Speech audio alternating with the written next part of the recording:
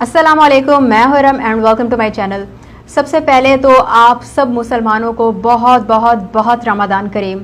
और बहुत ज़्यादा रिक्वेस्ट आ रही थी कि रमज़ान डाइट प्लान आप बता दें, तो रमज़ान के लिए फिर एक डाइट प्लान मैं लाई हूँ। लेकिन उससे पहले गुड न्यूज़ ये है कि ये डाइट प्लान बिल्कुल भी डिफ़िकल्ट नहीं है और इसमें जो भी चीज़ें आप इस्तेमाल करोगे वो सारी आपके घर में आसानी से होंगी। And the good news is आप कुछ भी खा सकते हो, कुछ भी। तो बाकी एक चीज़ बता दूं कि जिन लोगों को बहुत ज़्यादा वेट लूज़ करना है, अगर आप इस डाइट प्लान के मुताबिक चलते हैं तो आप तकरीबन 5 से 7 किलो कम कर लोगे एक महीने में। अगर आप लोगों ने 5 से 10 किलो कम करना है, आपका टारगेट है, तो एक महीने में आप तकरीबन 3 से 4 किलो ज़रूर कम कर लोगे। हाँ, अगर आपको कोई हार्मोनल प्रॉब्लम है या कुछ ऐसा प्रॉब्लम है जिसकी वजह से आपको वेट लूज़ करने में प्रॉब्लम होता है, तो शायद आपको थोड़ा ज़्यादा हार्डवर्क करना पड़े। लेकिन बहरहाल आप लोग वेट कम नहीं करोगे तो आप लोग कम से कम अपनी बॉडी को टोन अप ज़रूर करोगे। तो यहाँ पर मैंने चीज़ें नोट कर ली हैं। और ये अच्छा, एक और चीज़ मैं आप लोग को बता दूँ कि हम लोग कहते हैं डाइट चार्ट दें, डाइट चार्ट दें, और डाइट चार्ट इस तरह के होते हैं कि उनमें कई चीज़ों को मना किया जाता है। उसका नुकसान ये होता है कि एकदम से जब आपको कुछ छोड़ना पड़ता है तो उसकी क्रेविंग बहुत ज़्यादा होने लगती है। इसीलिए मैंने आपको शुरू में ही बता दिया कि इसमें आप कुछ भी खा सकते हैं। तो कुछ पॉइंट्स हैं जो कि मैं आपको पहले बता देती हूँ और उसके बाद हम लोग फिर डाइट चार्ट की तरफ चलते हैं। लेकिन ये वीडियो आप पूरी देखें क्योंकि इसमें हर चीज़ आपके फ़ायदे के लिए है।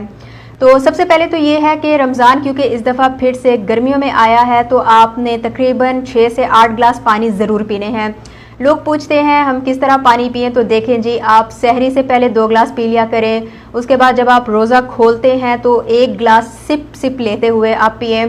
उसके बाद तरावी से पहले 1 गिलास पी लें, तरावी के बाद 1 गिलास पी लें, रात को सोने से पहले 1 गिलास आप पी लें। तो इस तरह आपके 5-6 ग्लासेस तो हो ही जाते हैं।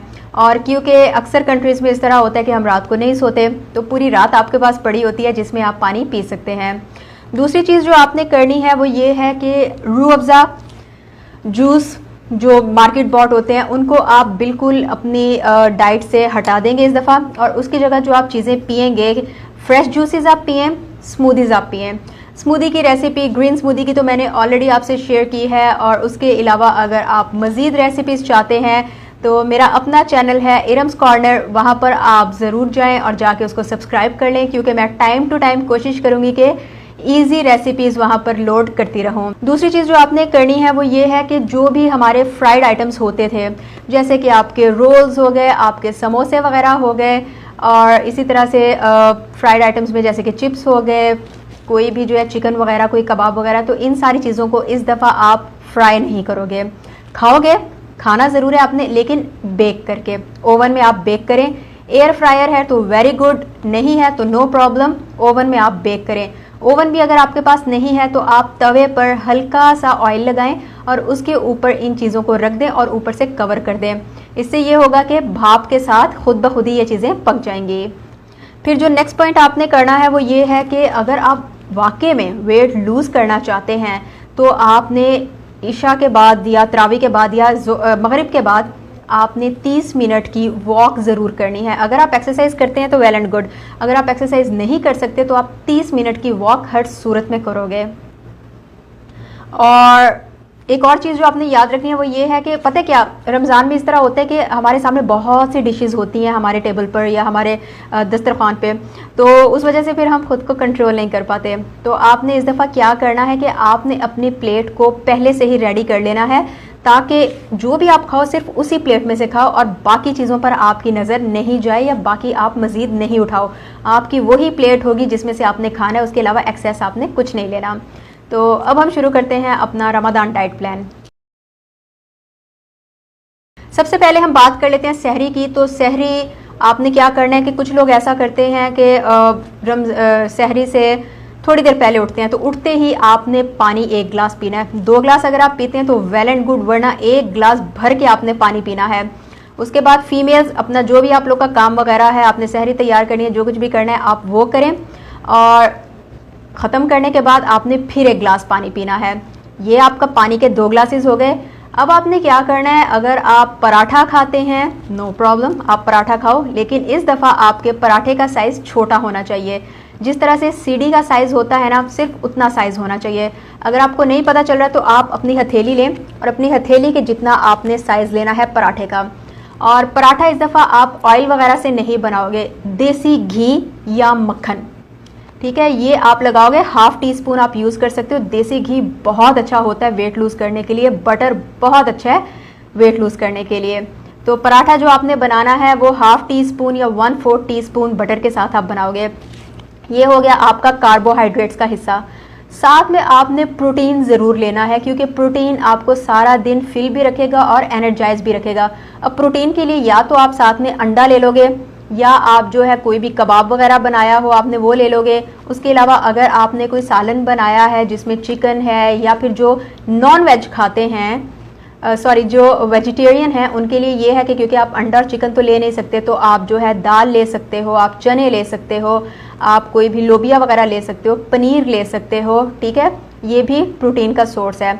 तो प्रोटीन भी हो गया, फैट भी हो गया, पराठे से आपको फैट मिल गया था, और कार्बोहाइड्रेट भी हो गया। अब साथ में पानी की बात आती है, तो बहुत से लोग जो हैं साथ में लस्सी पीते हैं।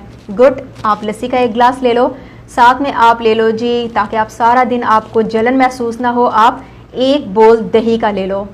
ये आपका हो गया। और जो लोग चाय वगैरह पीते हैं, नो प्रॉब्लम, आप बाद में चाय पी सकते हो, लेकिन चाय में इस दफ़ा आपने कोशिश करनी है कि आप चीनी नहीं डालोगे। चीनी के ऑल्टरनेटिव्स क्या हैं? चीनी के ऑल्टरनेटिव ये है कि या तो आप गुड़ डालो, गुड़ आसानी से हर जगह से मिल जाता है, या आप हनी डाल लो। तो इस तरह से आपका सहरी का काम पूरा हो गया। अब हम आ जाते हैं इफ्तार की तरफ। इफ्तार में हमने देखा है कि हम इफ्तार में बहुत बुरे तरीके से जो सामने बस खाए जाते हैं, लेकिन इस दफ़ा आपने अपनी प्लेट बनानी है। अपनी प्लेट में आप 1 से 2 खजूर रखोगे, जिससे आप रोज़ा खोलोगे। उसके साथ ही आप अपनी प्लेट में रखोगे 1 गिलास पानी। जूस अभी आप नहीं लोगे, पानी लोगे, और पानी आपने रूम टेम्परेचर पर लेना है, ठंडा पानी नहीं लेना, और सिप बाय सिप आप पानी को पियोगे। और उसके साथ ही आप जो है एक बोल रखो, एक प्याला रखो दही का, जिसमें आप डालोगे फ्रूट्स, ठीक है।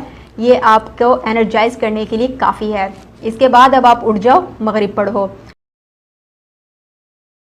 बहुत से लोगों को आदत होती है कि या तो वो मगरिब के बाद खाना खाते हैं, या वो तरावी के बाद खाना खाते हैं। ये टोटली आपके ऊपर है। तो ऑप्शंस जो आपके पास अवेलेबल हैं, एक तो ये है कि जो भी आपके घर में रोटी वगैरह बनी हुई है, अगेन आप रोटी खाओगे, ऐसा कोई मसला नहीं कि आप रोटी नहीं खाओगे, लेकिन अगेन उसका साइज़ छोटा होना चाहिए, डिस्क साइज़, और कोई इस दफ़ा आपने ऑयल वगैरह नहीं लगाना।